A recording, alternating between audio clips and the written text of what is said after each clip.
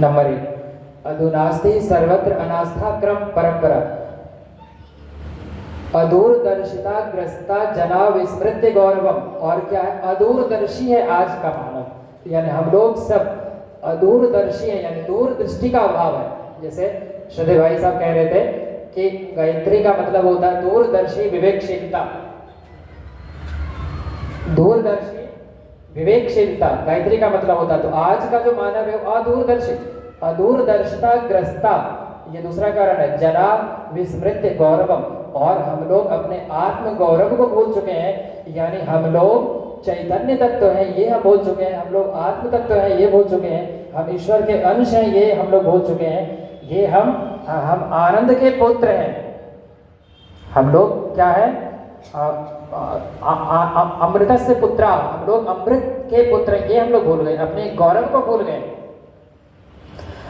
और अगला कारण बताते भगवान विष्णु, अचिंत चिंतना जाता अयोग्या चरणास तथा, यानी अचिंत चिंतन, अचिंत चिंतन का मतलब है चिंतन की भ्रष्टता, और अयोग्य आचरण, अयोग्या चरणास तथा, अयोग्य आचरण यानी आचरण की दुष्टता, यानी आचरण की दुष्टता, चिंतन की भ्रष्टता, और अपने आत्म गौरव को भूल जाना, और अदूरदर्शी होना, और क्या होना? आस्था संकट का होना। ये 5 मूल कारण है हमारे जीवन में। आज जो भी परिस्थिति विषम है, जो भी परिस्थिति प्रतिकूल है, उन सबका के मूल में ये 5 कारण है। अधुनास्ति सर्वत्र अनास्था क्रम परंपरा, अदूरदर्शिता ग्रस्ता जना विस्मृति गौरवम, अचिंत चिंतना जाता अयोग्या चरणास्था फलता रोग शोकार्ति कलक्लेशम। ये 5 कारण है। तो देवर्षि नारद जी पूछते हैं कि प्रभु इन 5 कारणों का तो 5 निवारण भी होना चाहिए, भाई इन 5 कारणों का फिर कुछ दुष्परिणाम भी होना चाहिए। तो भगवान कहते हैं इन 5 कारणों की वजह से 5 दुष्परिणाम क्या हुए हैं? फलतः इसके परिणाम स्वरूप हुआ है, बिकॉज ऑफ दिस हुआ क्या है? फलतः रोग शोकार्ति कलह क्लेश नाशजम, फलतः रोग हो रहा है। आज हम लोग रुग्ण हो रहे हैं, हमारा शरीर अस्वस्थ हो रहा है, शोक हो रहा है। रोग का मतलब शरीर हमारा रोगी है, शोक का मतलब मन हमारा रोगी है। यानी एक है व्याधि, एक है आदि। आदि मतलब मानसिक साइकोलॉजिकल डिसऑर्डर, एक है ये जो अभी साइकोसोमेटिक डिसऑर्डर्स चल रहा है आम जीवन में। यानी एक हो गया शरीर की बीमारी, यानी एक हो गया फलतः रोग शोकार्ति, और क्या हो रहा? कलह। कलह का मतलब 2 तरह का कलह, एक इनर कॉन्फ्लिक्ट, एक आउटर कॉन्फ्लिक्ट। आज हम लोग अपने आप से लड़ते रहते हैं, एक मन करता है ये करें, दूसरा मन करता है ये तुम कैसे कर दो, जबरदस्ती, ये हो ही नहीं सकता, ये हम हर चीज नहीं कर सकते। और कलह हो रहा है, क्लेश हो रहा है, 5 क्लेश, 5 जो अविद्या है, 5 जो क्लेश है वो हमारे जीवन में। और नाश यानी हम जो अधपतन की ओर जा रहे हैं, हमारा जीवन विनाश की ओर जा रहा है। यानी भगवान श्रीमद नारायण ये कहने की कृपा कर रहे हैं, समय अभाव के कारण थोड़ा संक्षेप में इसको हम लोग श्रवण करने की कृपा करें। भगवान ये कह रहे हैं कि आज की जो मूल समस्या है उसके 5 कारण है। पहला कारण है कि हम लोग आस्थावान नहीं है, हम लोगों के जीवन में जो आस्था है वो दिखावे का है। एक होता आडंबर और एक होता पाखंड। 2 शब्द गुरुदेव बराबर इसका जिक्र करते हैं। आडंबर का मतलब होता है हम लोग किसी भी चीज को इतना कॉम्प्लिकेटेड कर देते हैं, इतना कॉम्प्लेक्स कर देते हैं कि हम लोग फिर उसको अपने जीवन में धारण करने के योग्य रह ही नहीं पाते। जैसे मान लीजिए अगर प्रज्ञा पुराण की कथा जो पूज्य गुरुदेव ने लिखी है, अगर उसका श्रवण करना है तो हम इंग्लैंड से टीम को मंगाएंगे, उसके बाद जापान से मंगाएंगे, जर्मनी से मंगाएंगे, इंडोनेशिया से मंगाएंगे। अरे बाबा, गुरुदेव ने ये लिखा है, हम लोग पढ़े लिखे लोग हैं, खुद भी पढ़े लिखे लोगों तक इसको पहुंचा दें, इसको पढ़ें, प्रतिदिन कम से कम एक कथा को पढ़ें। ये प्रज्ञा पुराण की कथा का उद्देश्य, ये उद्देश्य नहीं है कि 4 दिन हम लोग आएंगे, सुन लेंगे और चले जाएंगे। प्रज्ञा पुराण का ये ग्रंथ लेकर जाएंगे, प्रतिदिन एक कथा सुनेंगे। इतनी अच्छी अच्छी कथा है कि आप लोग एकदम हैरान हो जाएंगे, इतनी सुंदर कथा है। एक कथा आती है कि एक घर के दीवार पे कान लगाकर एक गधा कुछ सुनने का प्रयास कर रहा था। ध्यान दीजिए, गधा कुछ सुनने का प्रयास कर रहा था। इसके भाषा टीका में कई सारे हमारे परिजनों ने लिखा। तो जब एक गधा कान लगाकर सुनने का प्रयास कर रहा था, तो एक दूसरा गधा आता है और दूसरा गधा उसके नज़दीक जाकर पूछता है गधे की भाषा में कि भैया तू ये क्या सुन रहा है? तो वो मुंह लटका के कहता है कि देखो भाई, हमारे 2 बच्चे थे, बड़े प्यारे नन्हे मुन्ने बच्चे थे, बड़ा हम उनको लाड प्यार देते थे। एक दिन पहले इनकी माँ ने इनको थोड़ी सी बुलंदी क्या मार दी, दोनों बच्चा घर छोड़कर भाग गया और हम कल से उनकी खोज कर रहे हैं। आज सवेरे से शाम हो गई, हमारे बच्चे हमको नहीं मिले। ढूंढ खोज करता करता इस गांव को जब मैं आया तो मैंने सुना कि इस घर के अंदर से 2 लोगों के झगड़ने की आवाज़ सुनाई दे रही है। तो दूसरे गधे ने कहा कि जब 2 व्यक्ति इस घर के अंदर झगड़ा कर रहा है तो झगड़े की बात तुम कान लगाकर सुन रहे हो, तुम संयम गधे हो, क्या जरूरी है? अपने ही तुम्हारे जीवन में कम झगड़ा थोड़ी है, तुम्हारे अपने निजी लाइफ में, अपने फैमिली लाइफ में कम झगड़ा थोड़े है कि दूसरे के घर का झगड़ा जाकर कान लगाकर सुनोगे। हम लोग यही करते हैं।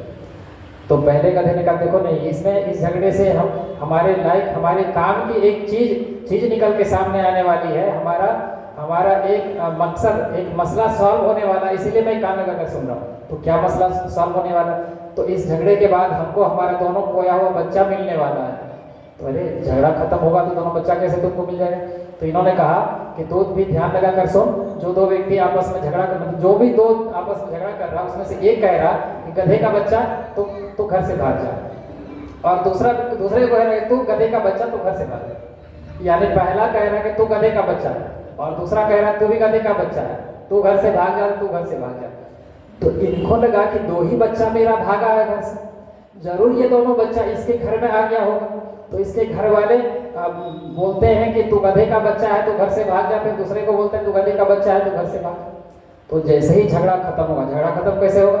जब दोनों मेरा बच्चा भाग जाएगा, झगड़ा ऑटोमेटिकली खत्म हो जाएगा। तो जैसे ही झगड़ा समाप्त होगा, दोनों बच्चा हमको वापस मिल जाएगा। ये वो गधा कान लगाकर सुन रहा।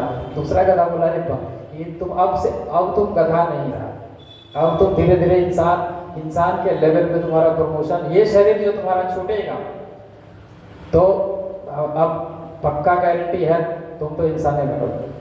तो प्रज्ञा पुराण में ऐसी कथा है, छोटी से लेकर छोटी से छोटी और बड़ी से बड़ी कथा, आप प्रसन्न हो जाएंगे और हर एक कथा में कोई ना कोई मैसेज है। तो भगवान विष्णु कहने की कृपा कर रहे हैं कि आज का इंसान अनास्था संकट के दौर से गुजर रहा है। आस्था नहीं है।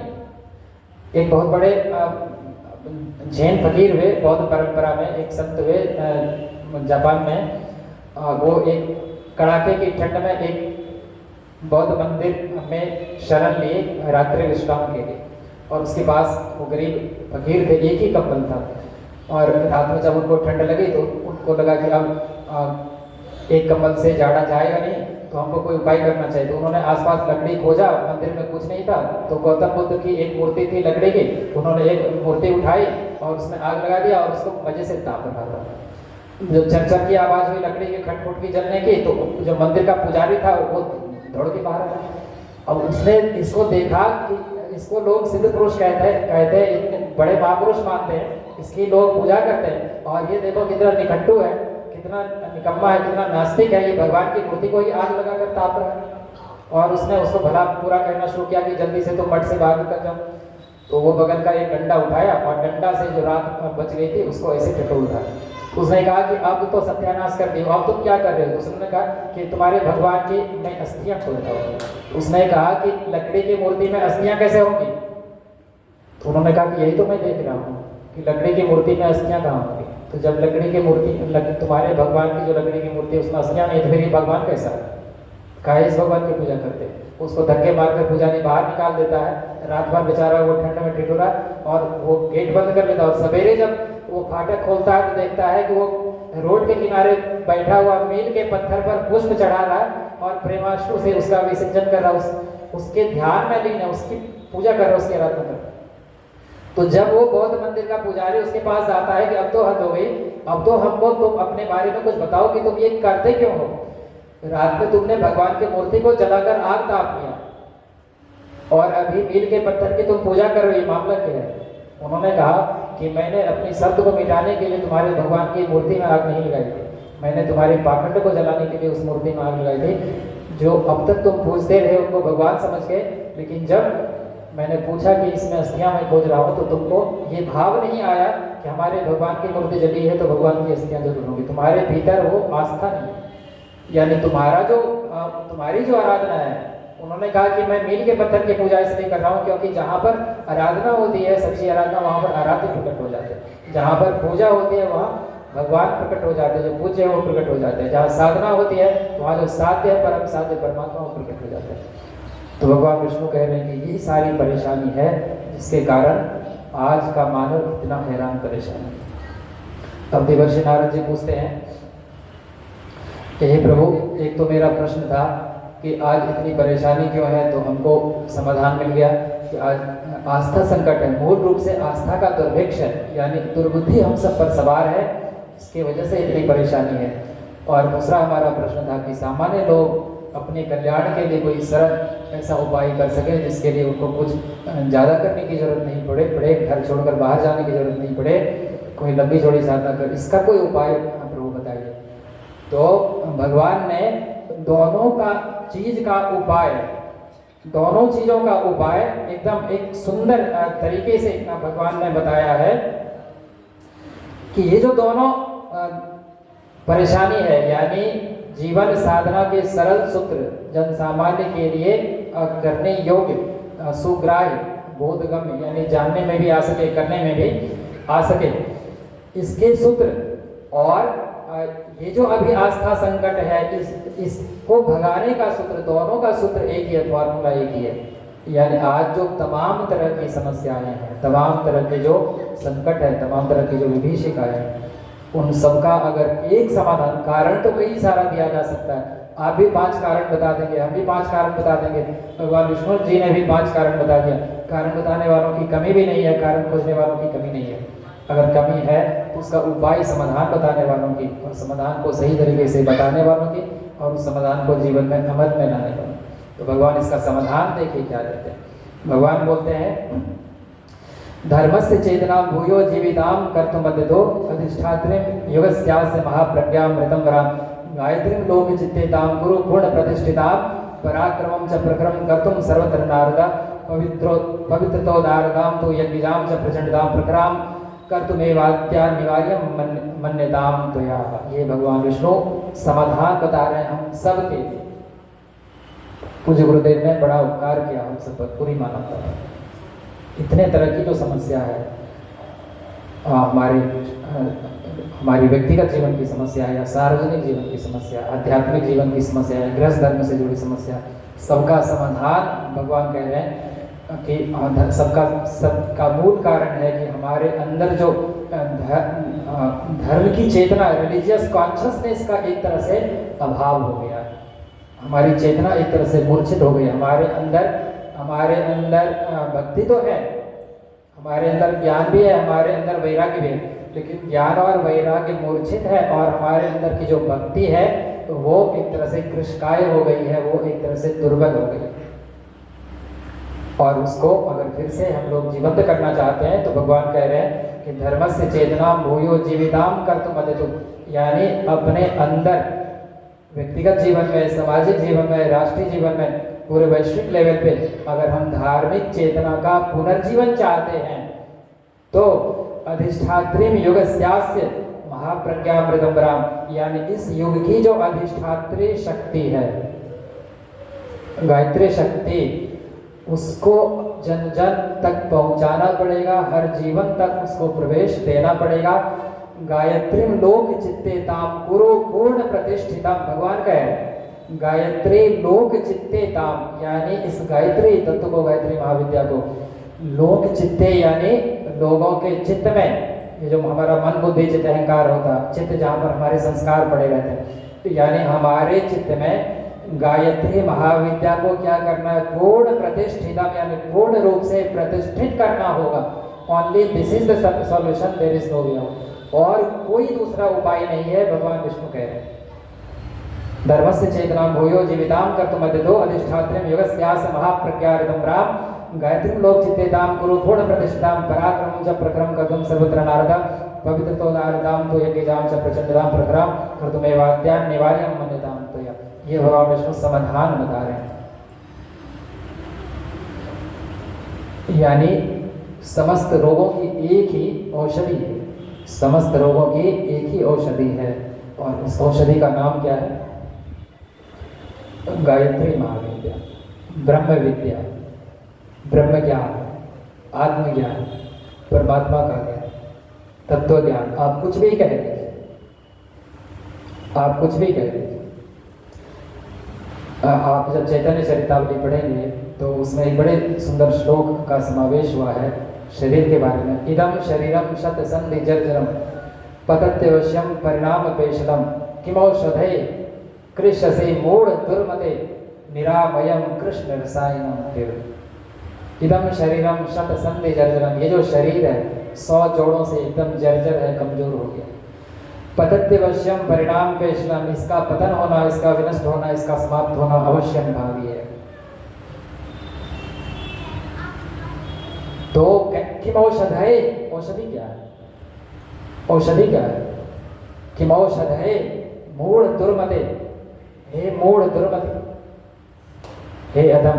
ये हम लोगों को संबोधित करके महापुरुष लोग कह रहे हैं, हे मूढ़, हे किम औषधे कृष्ण से मूढ़ दुर्मते, क्यों इतना क्लेश कर रहे हो मूढ़ दुर्मते। निरामयम कृष्ण रसायनम, यानी जो सर्व रोगों को हरने वाली औषधि है, औषधि है कृष्णामृत, कृष्ण भावामृत, Krishna consciousness, Gayatri consciousness, Shri Rama consciousness, सदगुरु कॉन्शियसनेस। ये जो चेतना, ये जो अमृत तत्व है, ये जो रसायन है, किम औषधे कृष्ण से मूढ़ दुर्मते निरामयम कृष्ण रसायनम, उस रस का हमको पान करना चाहिए, कथा रस का पान करना चाहिए। यानी हमारे जीवन में गायत्री महाविद्या का समावेश होना चाहिए, हमारे जीवन में ब्रह्म विद्या का समावेश होना चाहिए। हमारे जीवन में जो अदूरदर्शिता आ गई है उसका वो दूर होना चाहिए। हम जो अपने आत्मगौरव को भूल चुके हैं वो दूर होना चाहिए। हमारा चिंतन जो अचिंत हो रहा है, जो नहीं सोचना चाहिए वही सोचते हैं, जो नहीं करना चाहिए वही करते हैं, जो नहीं होना चाहिए हमारे जीवन में वही हो रहा है। तो ये जो योग की अधिष्ठात्री देवी है, अधिष्ठात्री योगस्यास्य महाप्रज्ञामृतम पराम, अधिष्ठात्री योगस्यास्य, इस योग की जो अधिष्ठात्री शक्ति है महाप्रज्ञा ऋतंबरा यानी गायत्री माता, उसकी प्रतिष्ठा हमारे जीवन में होनी चाहिए। ये भगवान विष्णु कह रहे हैं किसको? देवर्षि नारद जी को। समय काफी ज्यादा हो चुका, थोड़ा आधा घंटा ज्यादा ही हो गया। अब 2 पंक्ति का एक भजन, पश्चात हम लोग आरती की व्यवस्था करेंगे। हर मुख से निकले गायत्री माँ, हर घर यज्ञ रचाए रचाए, हर घर यज्ञ रचाए। हर मुख से निकले गायत्री माँ, हर घर यज्ञ रचाए रचाए, हर घर यज्ञ रचाए। संकल्पित भागीरथ गुरुवर, संकल्पित भागीरथ गुरुवर, ज्ञान ज्ञान दे आए, घर घर यज्ञ रचाए रचाए, घर घर यज्ञ रचाए। हर मुख से निकले गायत्री माँ, हर मुख से निकले गायत्री माँ, घर घर यज्ञ रचाए रचाए, घर घर यज्ञ रचाए रचाए, घर घर यज्ञ रचाए जगाए, घर घर एक जगाए जगाए, घर घर यज्ञ रचाए।